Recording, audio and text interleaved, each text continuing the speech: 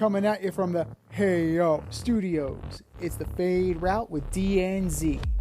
Here are your hosts, D and Z.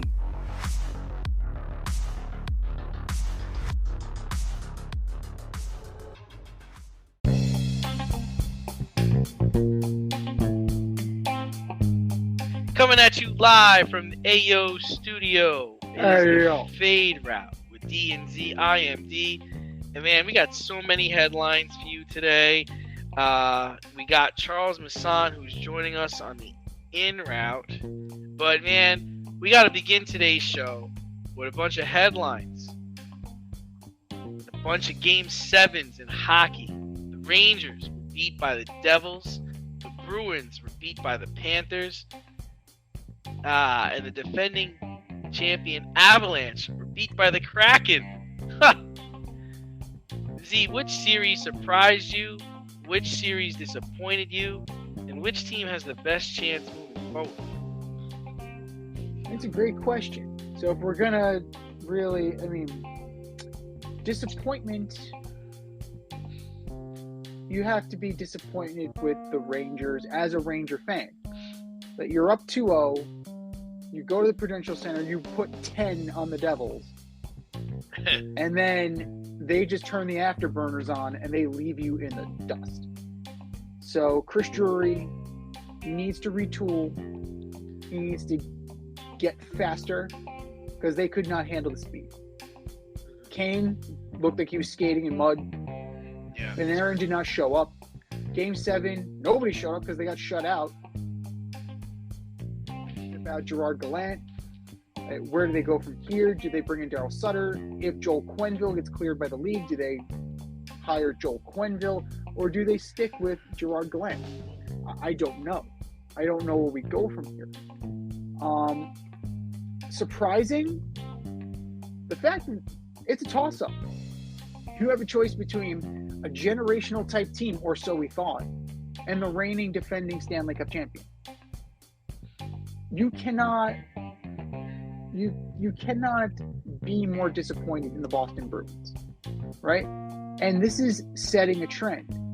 Every team now in every single major sport that has the all-time wins record for a season got bounced. None of them have a championship. Patriots, bounced. That 73-win Warrior team, bounced. The Mariners team, bounced. And now the Boston Bruins, bounced. They let the Panthers hang around in clutch time when they needed to hunker down on D. Florida was able to score, take it to overtime, and all bets are off. Game 7, overtime, all bets are off. So that flushes an all-time great season down the tubes. And Colorado, Colorado's been missing Landeskog. Like we knew about Alexander Georgiev. Like we knew about him. And kudos to the Kraken. Like they took it to him. They punched him in the mouth. They cracked him in the mouth. And the Avalanche could not respond. But what am I looking forward to moving forward? Now, you have Kraken Stars. You have Devils Canes. That should be very interesting. The Hurricanes are already up 2-0 on the Devils. And we're going to see what happens there. Personally, there are enough ex-Rangers on the Carolina Hurricanes that we could, it's like rooting for Rangers South. You have Panthers Leafs. Like, are you rooting for the Leafs at this point? Like, is it it's shit or get off the pot time, but have they become a sentimental favorite? And then you have Vegas and Edmonton, right? You have Connor McDavid, shit or get off the pot time for Connor McDavid. If he's as good as people say he is, he should be able to slay this dragon and move on to the next round. But there's chaos right now. There's a lot of chaos right now. A lot of the favorites are gone. And I'm here for it. Right? I am here for this. Yeah, so I'm gonna take a little different approach. I am super surprised at the Rangers and the Devils. I mean, like you said, we outscored them 10-2 in the first 2 games, and then we were spectators for the next for 4 L's. Like all those games they lost, they were spectators for those games. They didn't score goals. Nobody did anything. Looking slow. I know the Devils are fast, but the Rangers look slow, and it was just extremely surprising. I mean, like I thought we were up 2-0 going to Madison Square Garden. Thought for sure it was gonna wrap in 5 games, maybe 6 games. Then we go back to the Garden. Rangers pull out a win and go to Jersey and just forget how to play hockey, man. And yeah, I get Patrick Kane's hurt. He got a bad hit, but I don't want to hear that shit. You can't get a goal, dude. You can't get an assist. Like, where were you? Where were you? Artemi Panarin, I'm looking at you. Like that, you're getting paid a shit ton of money. You are the leading point getter, and you don't show up in the playoffs. Like that's inexcusable. And then as far as disappointment, I'm disappointed in the Bruins because you won the President's Cup. You're the best regular season hockey team in the history of the NHL. You're up 3-1. Then you're winning in Game 7, heading into the last minute. I get Bergeron's playing with herniated disc. Krejci's hurt. But, dude, playing the Panthers, man, I think they were, 45, 50 points better than them? Yeah, that's disappointing. And you want, I want to see the best teams advance. And, in hockey, it happens. 8 seeds beat 1. It's like 5 beats 4. So I just wanted to see this team. I wanted to see history. I wanted to see this team go on. I enjoyed watching the Bruins play. I'm a Ranger fan, but I enjoyed their style of hockey, their brand of hockey. They were just beating people to a pulp all year long. Like, nobody could skate with the Bruins. And to see them go out in the first round to the Panthers, ugh. Oh, man. And then as far as who's got the best chance of going forward, I mean, hey, man, I like the Kraken. I mean, they play hard. They play all, 3 periods. But, yeah, I'm with Edmonton. And the Devils. I mean, the Devils can skate, man. Hughes is just ridiculously. He's so fast, he skates himself out of his skates sometimes and slips and hurts himself. So he does, but the Devils are fast. But say what you will, the Carolina Hurricanes do what the Rangers do not, and that's play defense.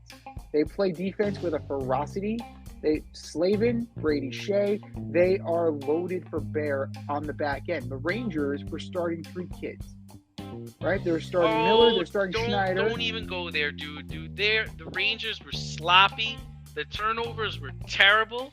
Why? They didn't hustle. I don't know why. I have no idea why. You think it has to do because they're young kids? Yes, and the moment was too big. Maybe. The moment was too big. Braden Schneider barely got a cup of coffee last year in the playoffs, and now he's asked to play big minutes.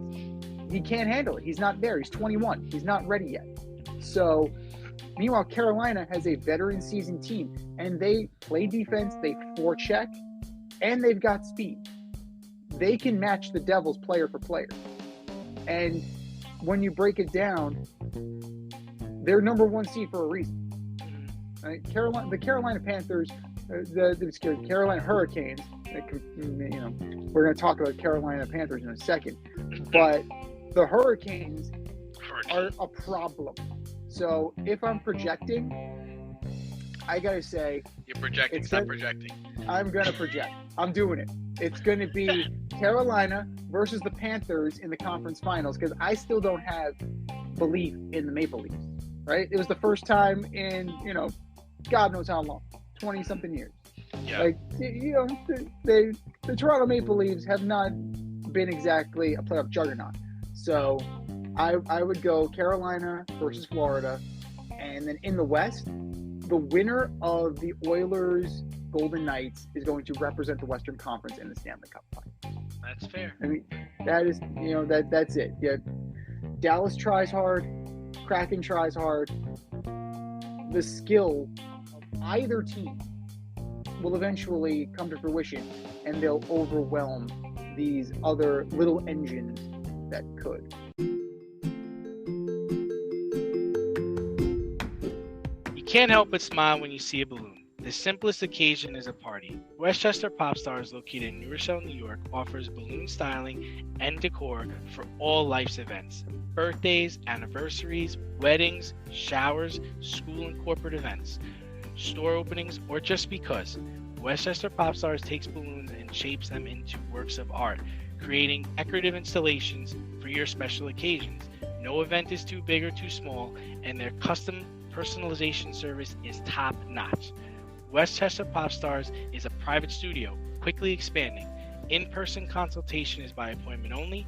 Send an email to westchesterpopstars@gmail.com for more information or to schedule an appointment.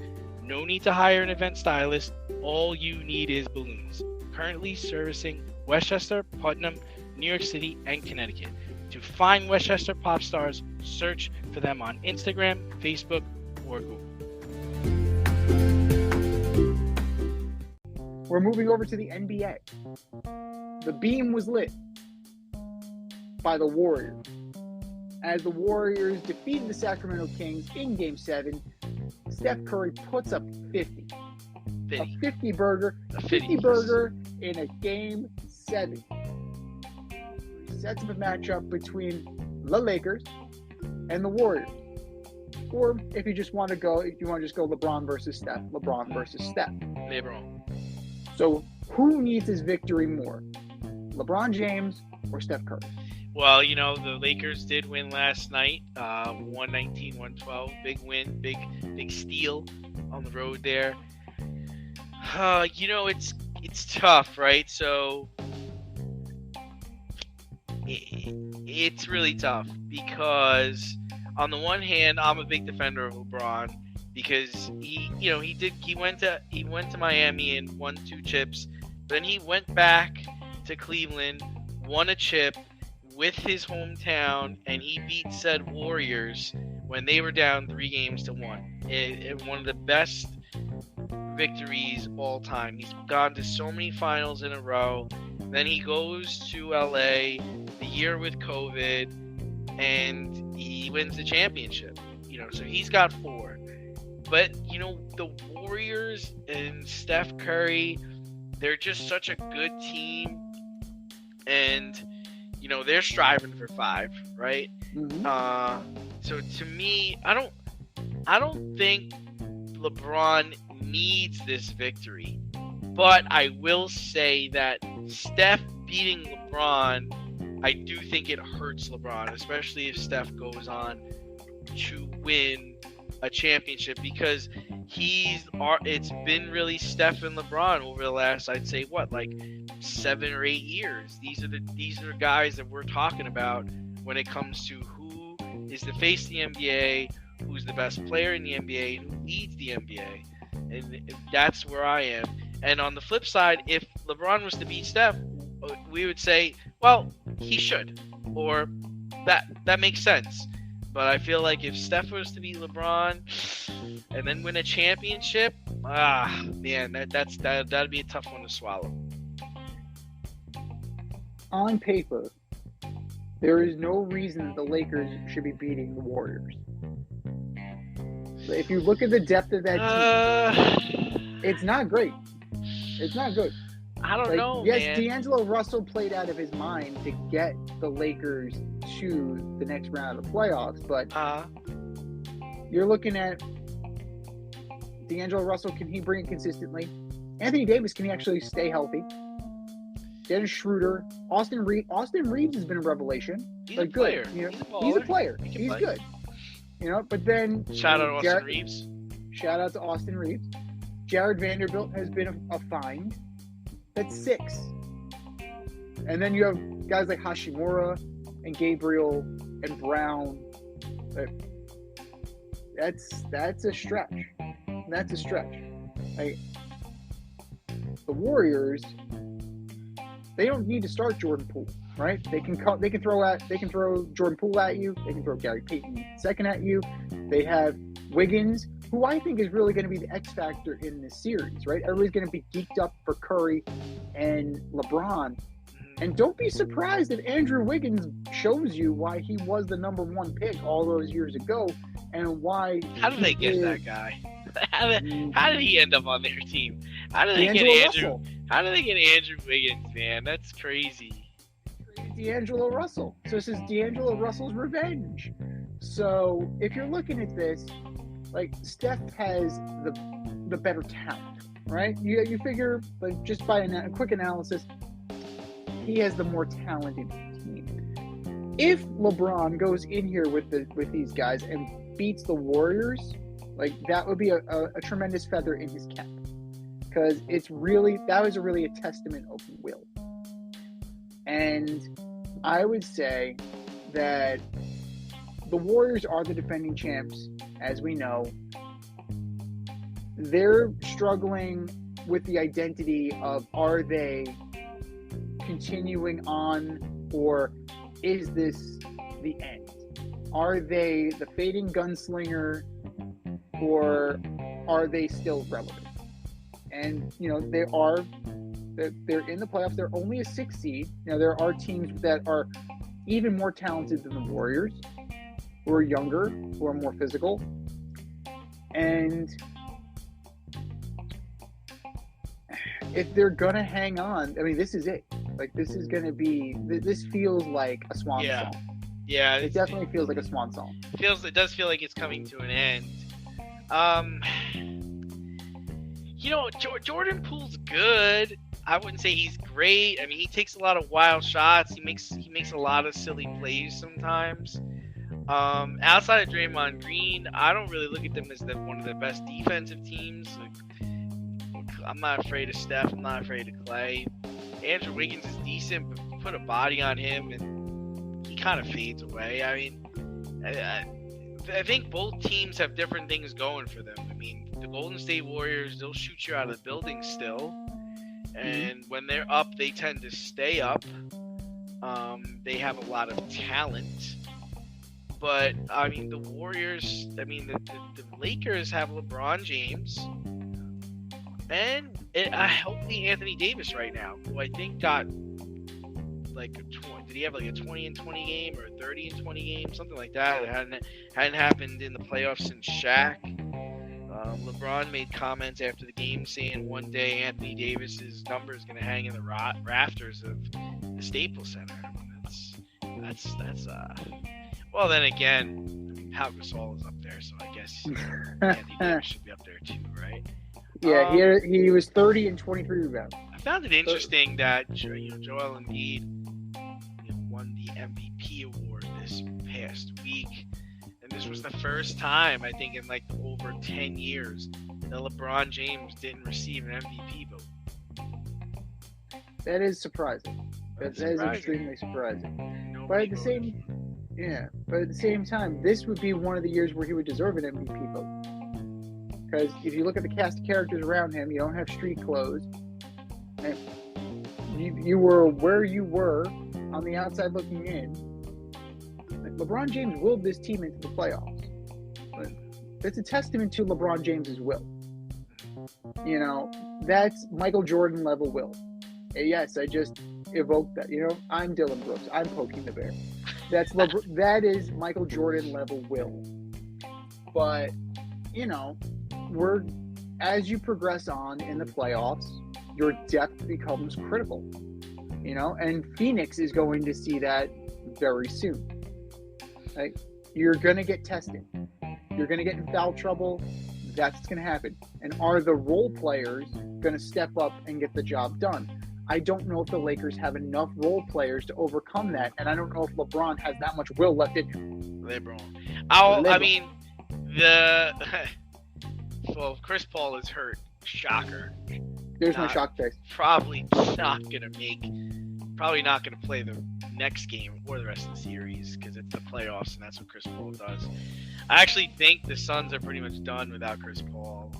But the Nuggets are legit. I mean, the Jokic is just incredible. I'd be interested to see what teams do to him, like what a Warriors team is going to do about him, or what a Lakers team is going to do about him, because this man is standing out on the three-point line, shooting threes, he's throwing passes behind his back, he's grabbing rebounds, he does it all, man. Yeah, well, the Nuggets are definitely going to. The Nuggets are definitely going to be in the conference finals. Like if they have a healthy Jamal Murray, they have a healthy Jokic. Like they seem to be healthy and whole. So as opposed to Mr. Soft Tissue, who's hurt yet again. Like it never ceases to amaze me that Chris Paul is the worst possible time for him to get injured, and he finds the way to do it. You know, you juxtapose that with James Harden, who's actually healthy and appears to be finally like in a good spot in Philly. So, you know, they blew up that Rockets team, and, you know, don't forget Chris Paul. Chris Paul was named one of the best 75 players in the history of NBA of all time. Maybe a bunch of people in the nuts. Just in case you're wondering, you know, with like names like Oscar Robertson and Kareem Abdul-Jabbar, like he's that good. Yeah, no. Yeah. That's ridiculous. Tommy Wilkins, Chris Paul, put their names on the same level.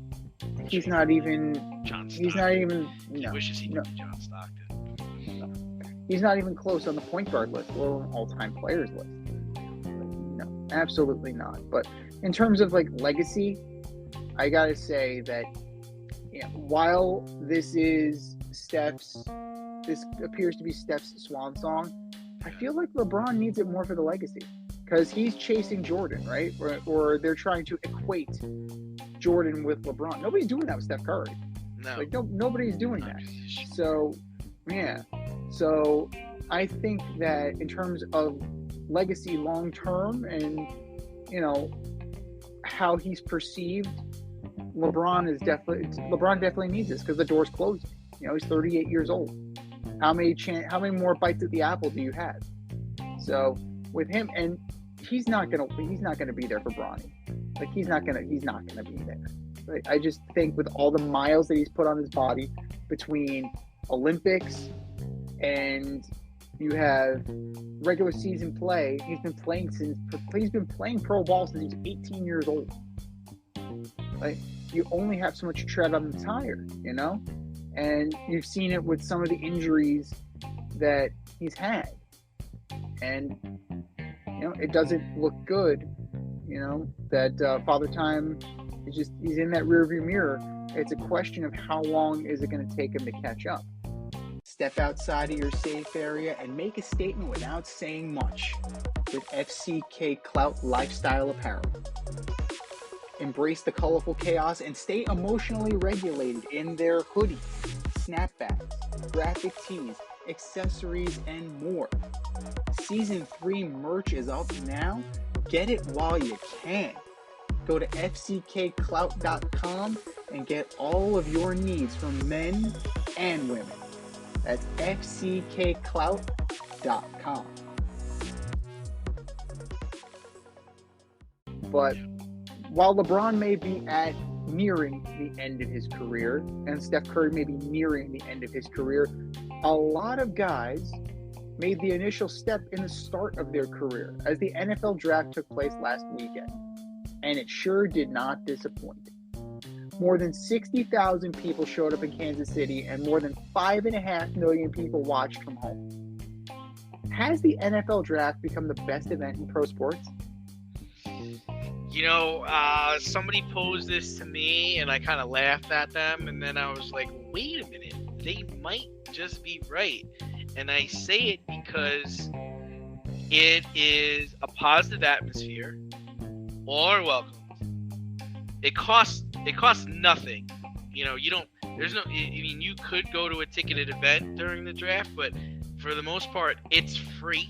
You can go stand on the lawn. You can go stand in a hall. You can go anywhere and then take part in the festivities. And you're rooting for success, right? You're rooting for your team to get better. And there's a lot of camaraderie there. There's no fighting, No, you see jerseys of past players, current players. There's concerts. There's autograph signings. I don't know another event. It's 4 days, 3 days, 4 days. I don't know another sporting event that levels up to it as far as how much it's going to cost you, the positive vibes that you're going to have, and the experiences that you're going to go through. In terms of a show, the NFL certainly knows how to put on a show. Right? The NFL draft is one of these programs. It's specifically designed for television. Like, you have the human interest element of it. Who is buying their mom a house with their signing bonus. You have all of these like background stories that you don't necessarily get with a veteran in the NFL, right? You're getting to meet these guys, right? You're getting to see what they've gone through and where they're going. So it's like it's an entry way into somebody's life. You don't really get that. I mean, with other drafts, the NBA, you kind of do, but NHL, you don't really get that. Major League Baseball draft is done in Secaucus in a warehouse. Like, Rob Manfred is there, like, in Secaucus. Like we got Madison Square Garden. Nah, give me Secaucus. Let's do this. But then you're starting to look at major events, right? Rob, it smells in here. It's just the river. It's fine. It's just it low was tide. Me. Son of a bitch.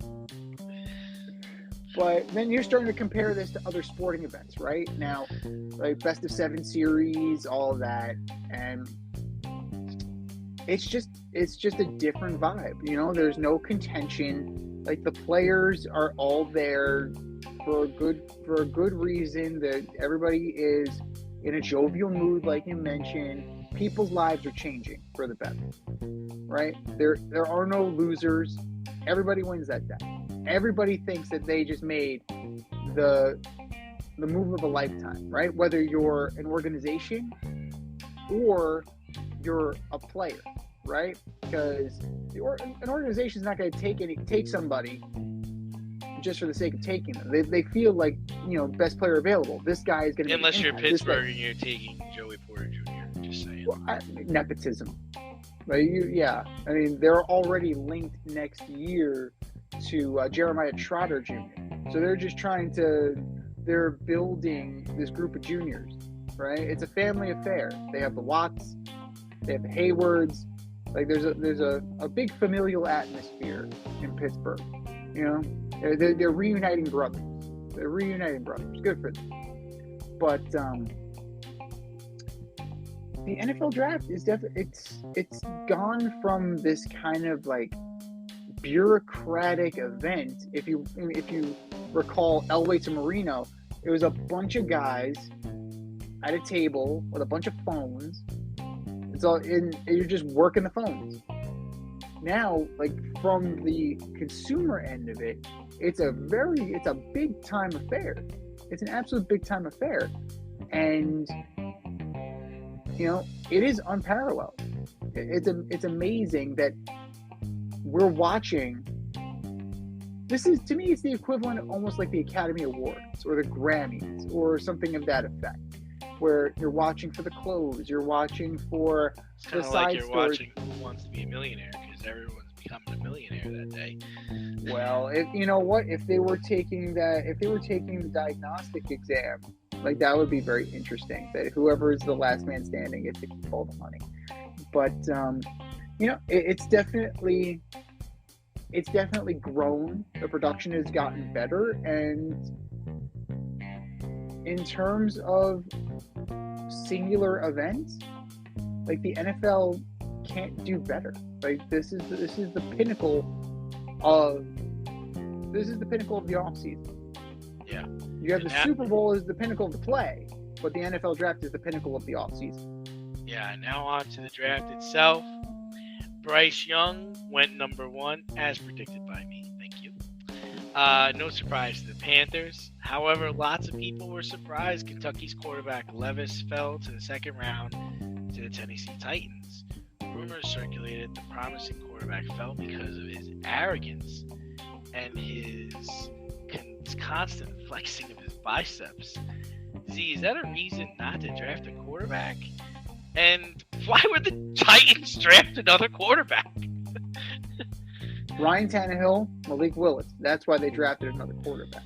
But dude, you wasted a second-round pick on this guy. Like, who's going to take him? Who are you worried about jumping you? Why are you so concerned that this guy was going to get taken by somebody else?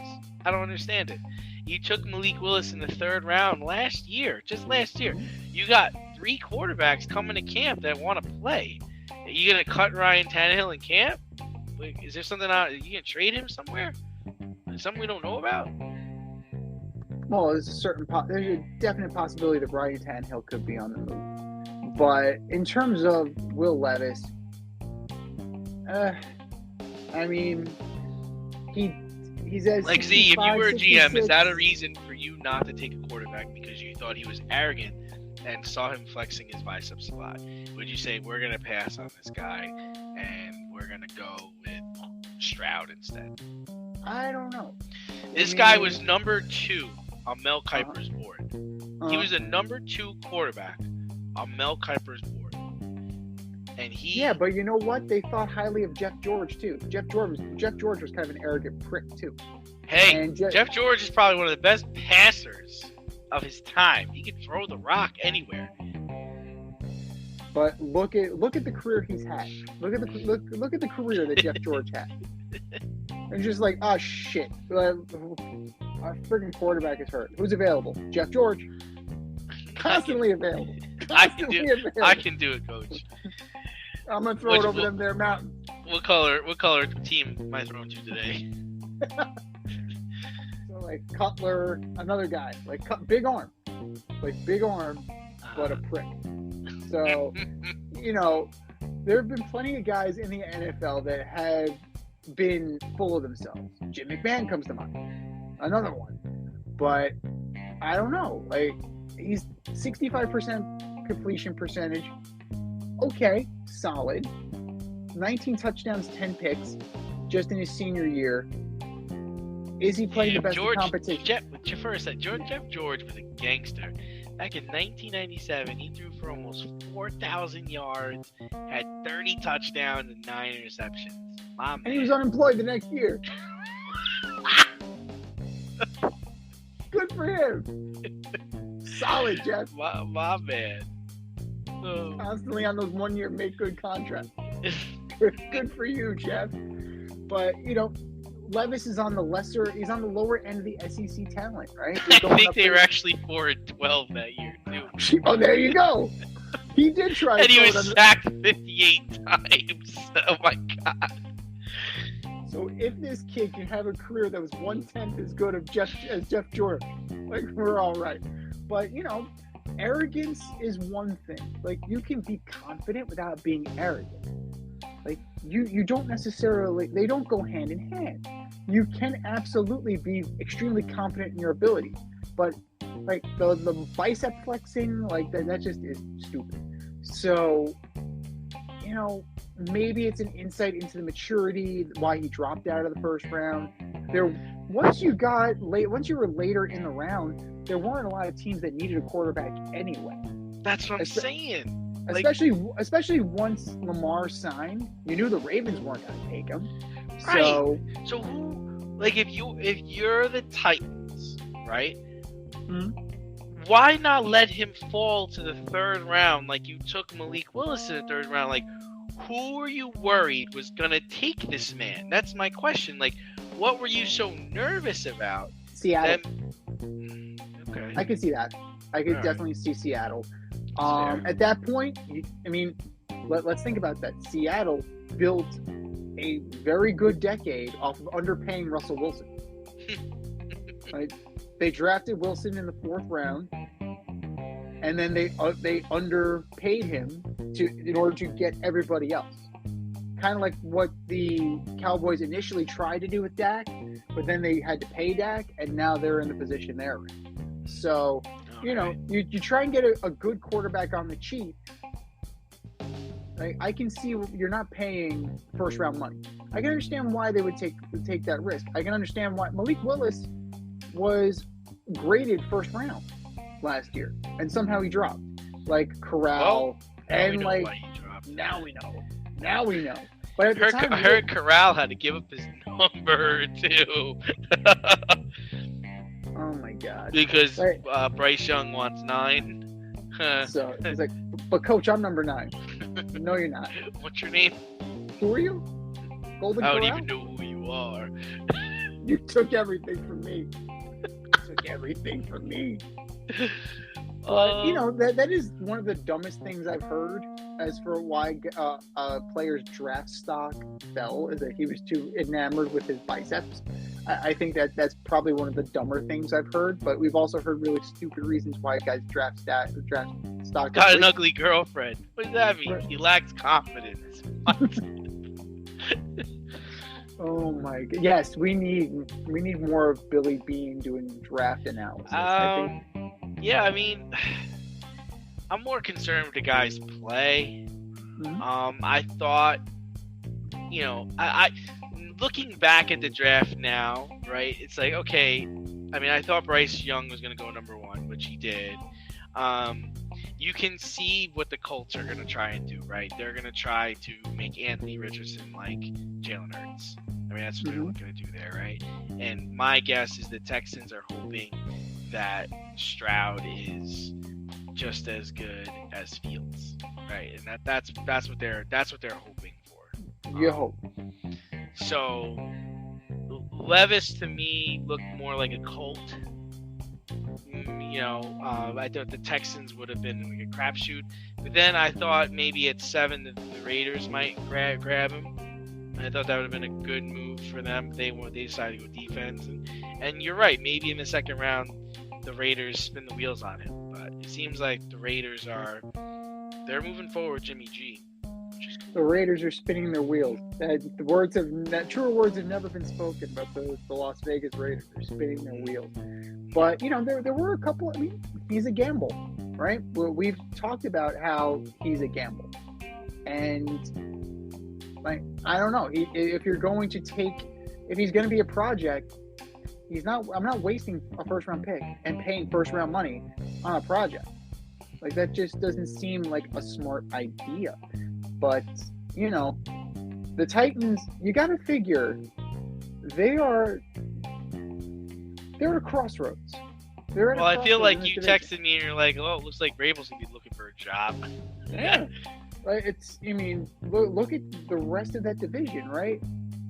The Colts, they can't be as bad as they were last year. They just can't. Right? You can't just...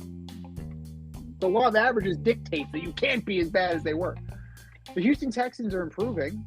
I mean, if CJ Stroud is any good, like, that is definitely gonna take them over the edge. They did a masterful job.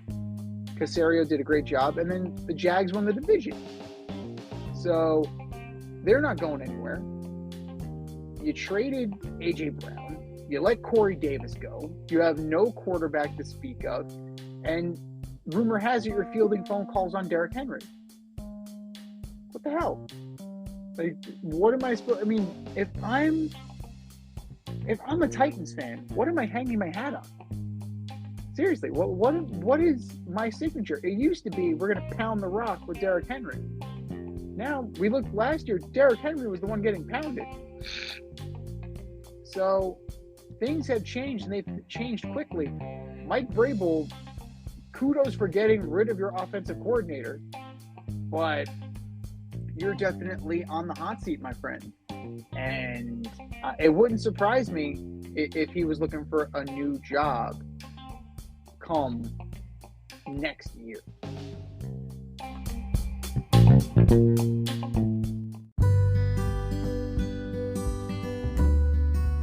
Avoid messy accidents. Get better stopping power with your brake pads. Callahan brake pads. You never know when you'll be driving in the road, and there will be a truck tire that you need to avoid and save your family. Callahan Auto. We really care about what's under your hood.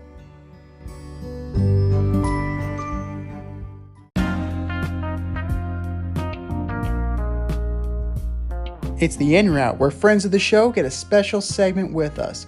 Want to be part of the action? Want to be the newest member of the In Crowd? You know what to do. Hit us up, faderoutemail@gmail.com, or slide in those DMs on Fade Route Podcast on IG, or hit that Twitter, FadeRouteDNZ.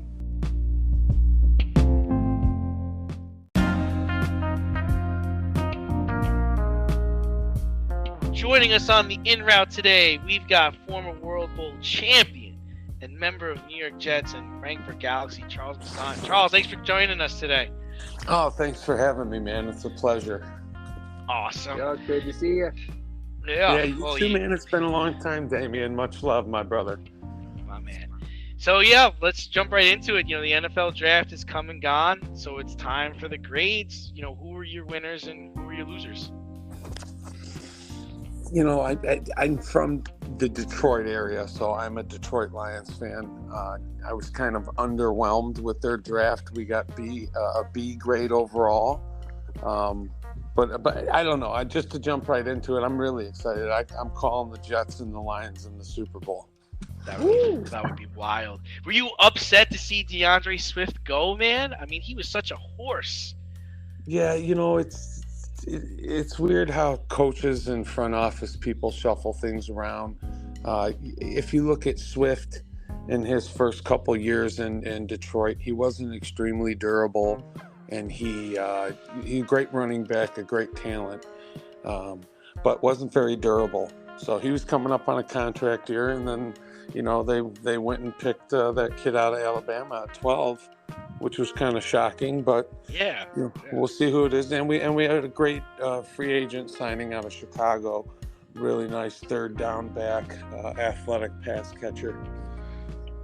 And you're happy? You're happy with Goff? You're happy with Goff as the quarterback there? I mean, he's a good game manager. You saw he was able to do that with LA when he was the first overall draft pick. But we got that kid out of Tennessee that blew his knee out. That was I'm terrible with names. I played offensive line, so it took a lot of headshots.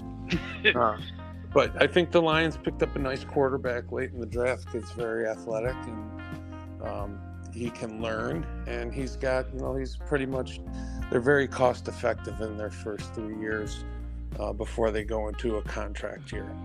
100%. Yeah. And do you think they have enough, especially since, the Jamison Williams thing? He's missing the first 6 games because of that gambling suspension. Yeah. So are they going to be able to weather the storm there? That's great. I think so. I mean, he didn't play at all last year, right? That Jamison Winston, not very much. Yeah. He was coming off an knee injury.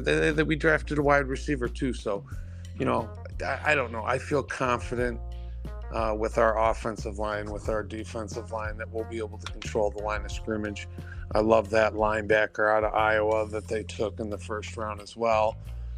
So I think the Lions are going to be very exciting, as well as the Jets. I mean, look at them. They had a big pickup today. Randall Cobb? Yep, he signed with them today. Smart thing to do. Someone who is familiar with how Aaron Rodgers plays the game and what his expectations are. Yeah, and that was going to be my next question. That was one of the big moves before the draft, the Monday before the draft. The Jets, acquire Aaron Rodgers. Several pundits are putting the Jets in the driver's seat, while others are more measured in their projections. But what are your expectations for Rodgers in New York?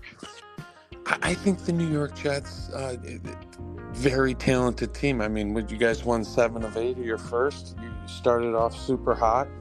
Very talented young team. Like I said, I think the quarterback was the missing piece. And, you rewind, what was it? Quite a long time ago, I retired from the NFL in 2008. In 2009, New York signed Brett Favre. That's right. So I think it's a completely different situation with Aaron Rodgers and Brett Favre. I think Aaron Rodgers is a much better talent and still has a lot more in the tank, whereas Brett Favre was at the end. And Brett Favre was just trying to get to Minnesota also. Yep. But you were an undrafted free agent out of Western Michigan. The NFL has a rich history of undrafted free agents doing big things. What undrafted free agent moves caught your eye so far, and who do you think will have a greatest impact? Like, kind of tell me, like, you were an unrestricted free agent, you were an undrafted free agent.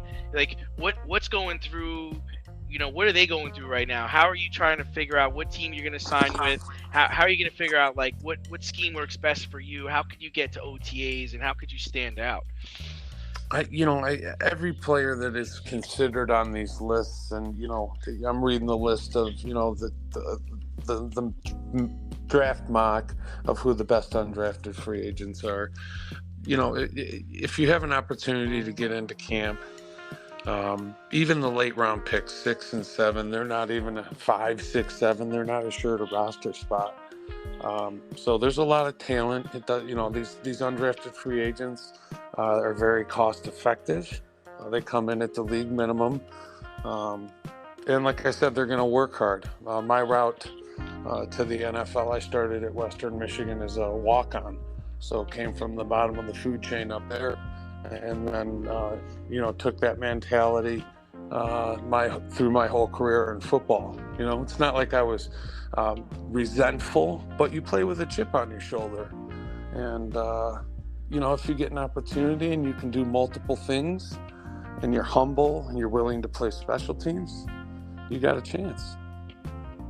100%. And you played 2 seasons for the Frankfurt Galaxy in the NFL Europe, and you started 19 games. You won the World Bowl, so you had quite the credentials there. But what are some of your fondest memories of your time in that league, on and off the field? I'm sure Damien's touched on that a bit. I mean, we were so fortunate to have. I played the last 2 years in NFL Europe, 2006, 2007. I was very fortunate to start at center and as a long snapper and a team elected captain. Played with a lot of great people, a lot of great players from all over the country, and we were able to put together a championship run. I mean, it's hard to win a championship at any level, so we were extremely fortunate. Just having the opportunity to go play and get film, and NFL Europe was great. The experience of a lifetime.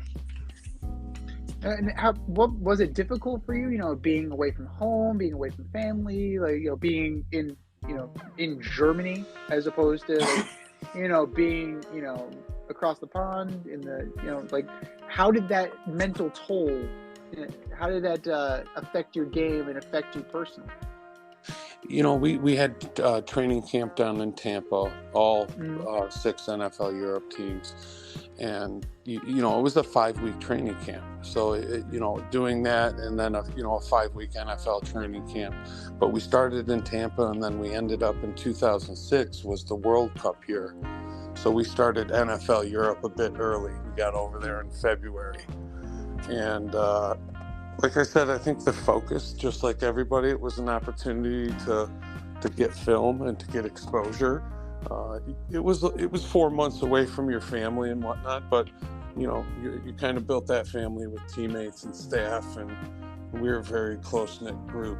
So incredible opportunity to travel and see the world and play some very high-level football. Oh, definitely. Well, NFL Europe developed a lot of high caliber NFL players. Solid players like Brad Johnson, Jake Delhomme, greats like Kurt Warner, Vinatieri, Dante Hall. So how important is this? How important is the idea of a developmental league to the overall success of the NFL? And how can these spring leagues that are popping up, your USFLs, your XFLs, but how can these spring leagues be a true developmental system like NFL Europe was? Well, the cool thing is these kids and these young men are getting opportunities to play, and they're playing against great competitors and great competition. I'm a huge fan of the USFL. I think the NFL is as well. I mean, it's not a threat to the NFL by any means. It's more so it offers players that have proved themselves on film against professional players at a professional level. So I think it's needed. It's essential. The game of football is extremely different from any other sport. If you talk about it from a film point, everything is broken down and watched from different angles and hundreds of times. So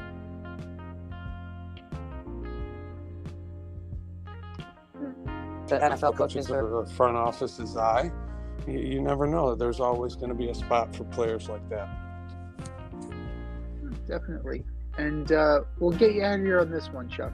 You're a diehard Red Wings fan from what we know.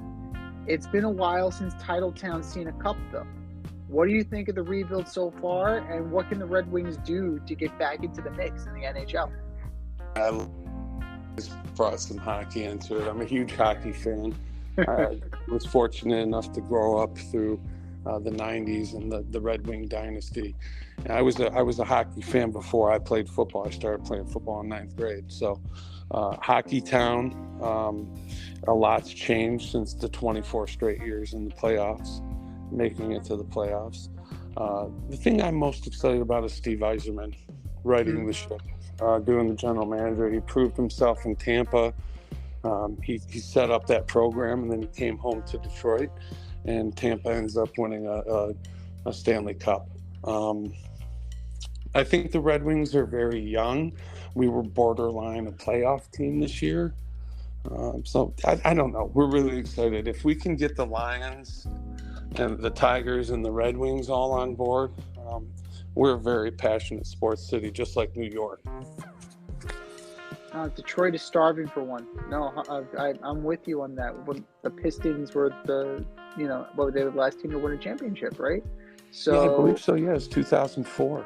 Yeah, so it's been a while. So if Detroit sure can get back on its feet, I know the Tigers had their run, getting to the World Series, but the Motor City can definitely use a little jump in their game, so to speak. But yeah, absolutely. Charles Missant, and well, we'll see.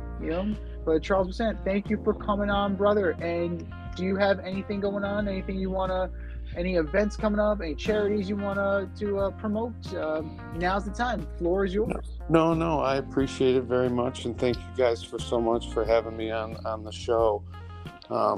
We're doing something kind of special here in Michigan. I work in the cannabis industry, so I'm trying to connect former players in the NFL that have used cannabis and had positive outcomes via anti-inflammatory, not taking narcotics. And just, I think the research study for plaque and CTE and head concussions, I think cannabis is going to be a huge role player in preventing those terrible outcomes. So I work in the industry. I'm a firm believer in holistic medicine, natural medicines, and it's just provides the entourage effect, which is cannabinoids, flavonoids, and terpenes working in concert to provide relief. So that's just my little spiel. I'm passionate about what I do.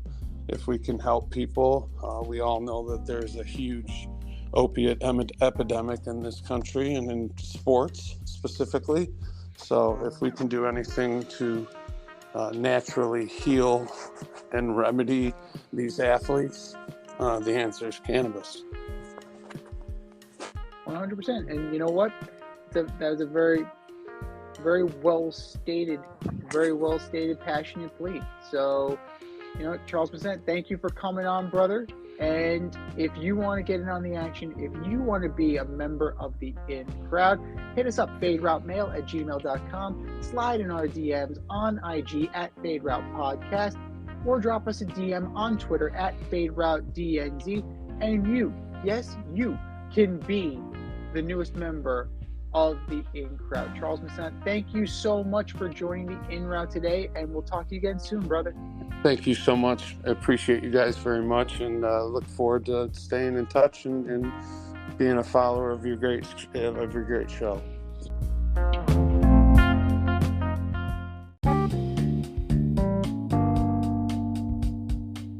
Want to get on the action, we want to hear from you. Hit us up, faderoutemail@gmail.com, slide in our DMs on IG @FadeRoutePodcast, Drop us a DM on Twitter at FadeRouteDNZ. Comment on our YouTube channel, The Fade Route with DNZ. Questions, comments, picks, segment suggestions, you name it, we want to hear from you.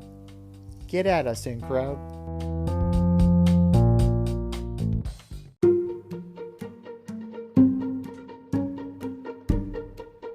The Fade Store presents the Alleged Superstar of the Week Award.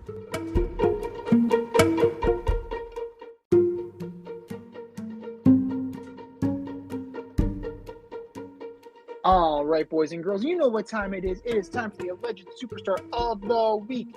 You know how it goes.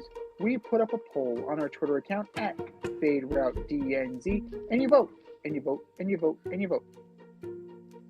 Do you know who took home the coveted Hats trophy last week? D. I don't.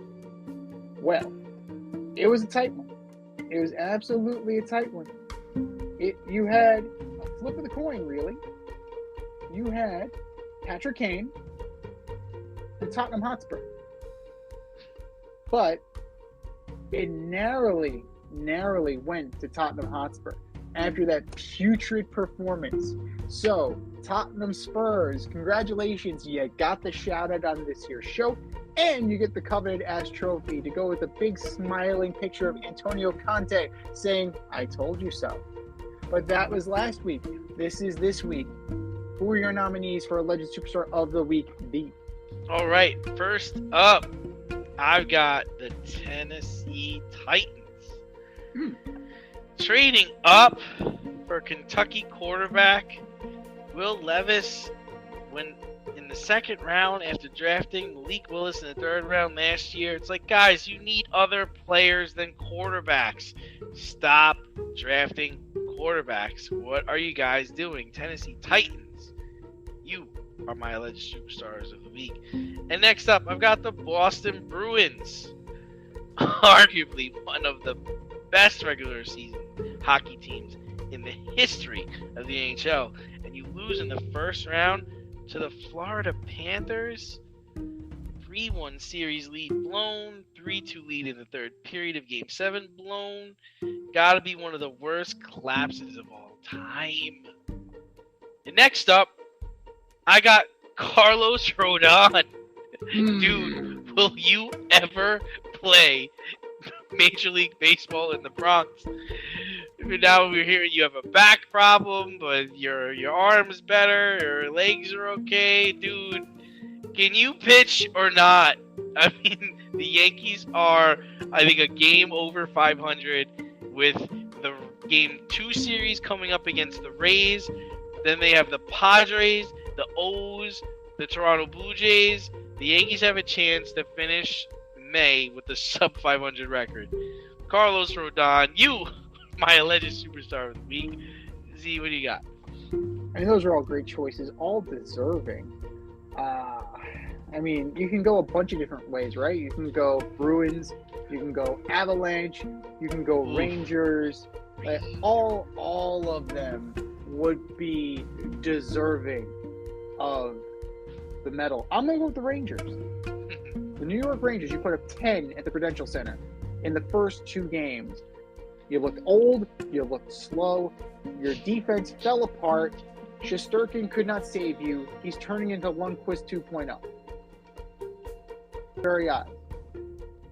Hanging him out to dry the same way you hung Henrik Lundqvist out to dry. New York Rangers, you are my Alleged Superstar of the Week.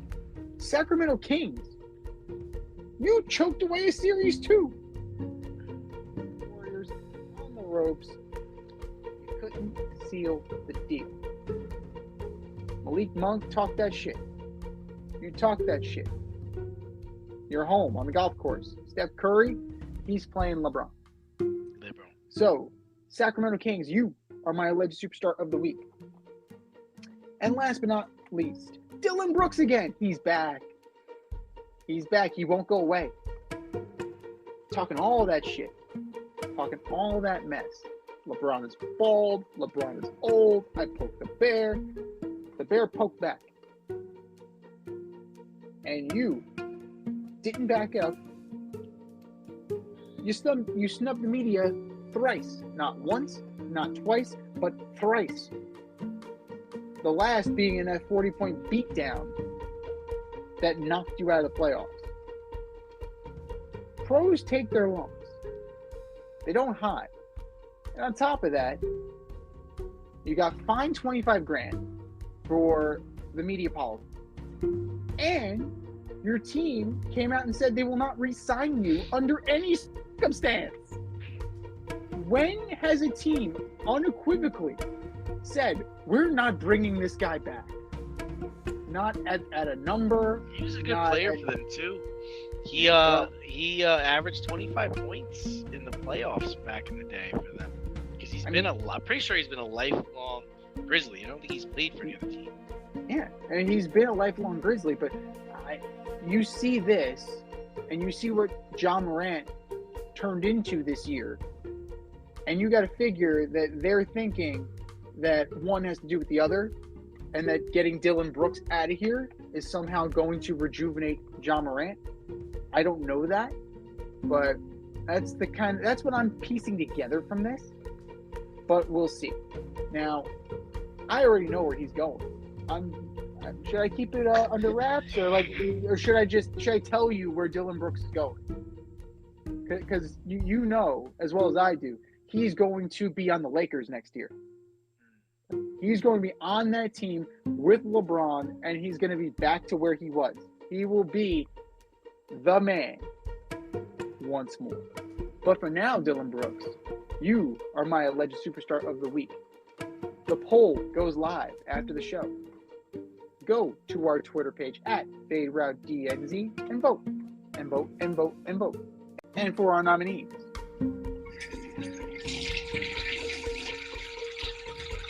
just do better, boys. Just do better.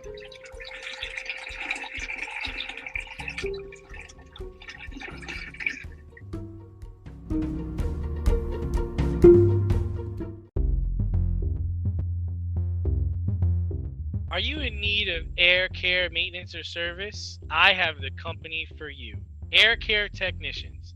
They service the Westchester and Northern Bronx area and can help you with all your heating and cooling, maintenance, and service needs.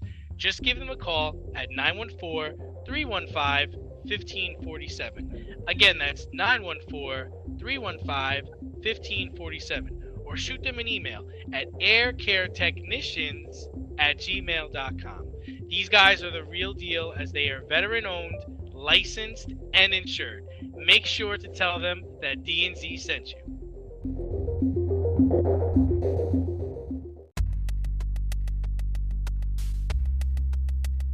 Order up!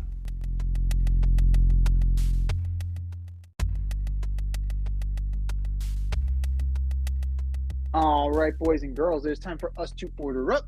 Order up, order up. This week, we are ordering up our top 5 teams who got better through the draft last week. From 5 to 1, who you got, D? Yeah, so I'm just going to start off with my team, and I'm going to go with the Baltimore Ravens, man. I appreciated what they did last week in regards to signing Lamar and then drafting Zay Flowers, who I felt was one of the best wide receivers in the draft in the first round. I still want to see them get D-Hop, but I'd give them an A. Number 4, I have Seattle, man.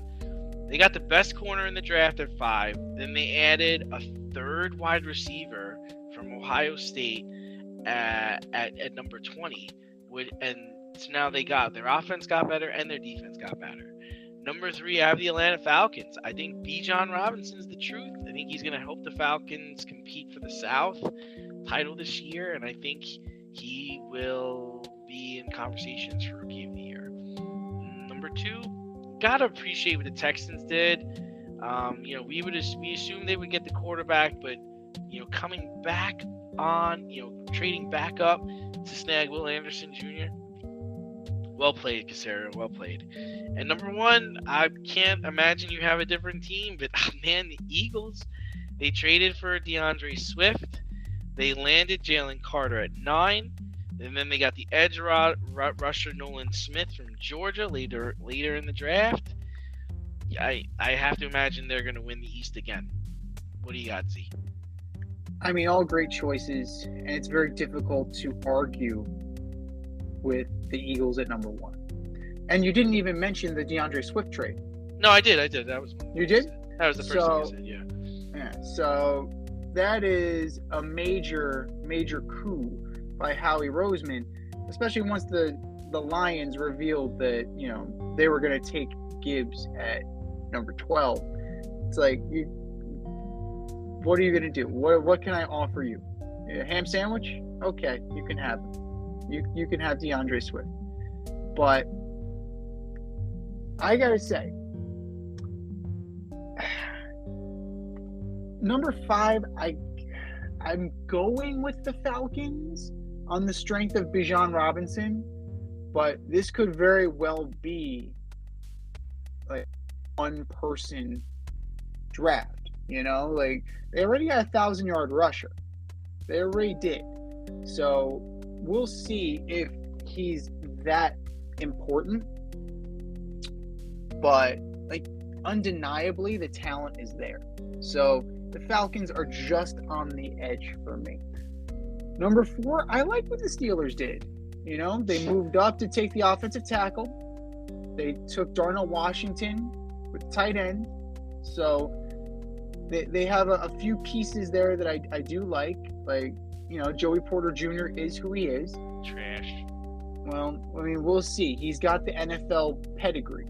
Now, we'll see what he becomes at the next level. But, I mean, you pick up 2 solid players, and even Herbig from Wisconsin, he has the potential to be good. So, I don't bet against Coach Tomlin, and I don't bet against the Pittsburgh Steelers. Number 3, I like the Giants. I like what they did. They needed a speed receiver. They got Jalen Hyatt from Tennessee. They needed a corner. They got Deonte Banks from Maryland. Like, they got more help along the offensive line. They brought in another defensive tackle. They were trying to address the glaring hole in their defense, which was their secondary. They picked up Eric Gray. What's he going to be? Who knows? Maybe he's just a kick returner. But, I definitely like that the Giants are trying to address the holes, and they've certainly been able to, improve that wide receiver core, which was terrible last year in terms of depth. You have 8 or 9 guys potentially winning jobs in practice, in training camp. So we'll see what happens there. Number 2, you got to love what the Texans did. Right? You were able to move back up to number 3, right? When nobody in a million years earmarked the Texans for 3, right? Oh, it's going to be the Colts, or it's going to be the Raiders, or, who knows? Sneaky move by Caserio. Sneaky. You got your quarterback. You got an edge rusher. You actually have 2, because Dylan Horton. Who knows what Dylan Horton's going to be? But you got a few pieces from Alabama. You got another wideout. You have 2 more wideouts. More help along the offensive line. If you're going to rebuild and rebuild quickly, stockpile those picks and start getting bodies. And that is what the Houston Texans did. Right? You can't argue with it. Now, let's see what it turns into once they take the field. And then number 1, what more can you say about the Philadelphia Eagles? It's an embarrassment of riches that got even more embarrassing, right? They needed a running back. Did they go draft him? No, they just went and got DeAndre Swift. Did they need help defensively? Probably a little bit. They went and got Jalen Carter and Nolan Smith. Did they need help on the offensive line? Maybe a little bit. They went and got Tyler Steen from Alabama. Right? They know what they're doing. Howie Roseman has demonstrated time and time again that he knows what he's doing. And you can't discount him, right?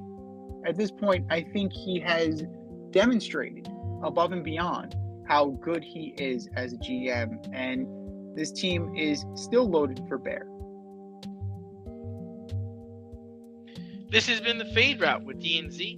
Thanks for tuning in tonight. Catch our podcast on Wednesday night on iTunes, iHeartRadio, Spotify, wherever you listen to your podcasts. So until next time, stay faded, everyone. Time for us to run the go route, but we'll talk to you next week. Thanks for listening to this episode of our podcast. If you like what you heard and want to hear more, be sure to like and subscribe on your favorite podcast platform. Rate us 5 stars, leave us a review, turn on subscription notifications, and tell your friends. Spread the word, spread it wide.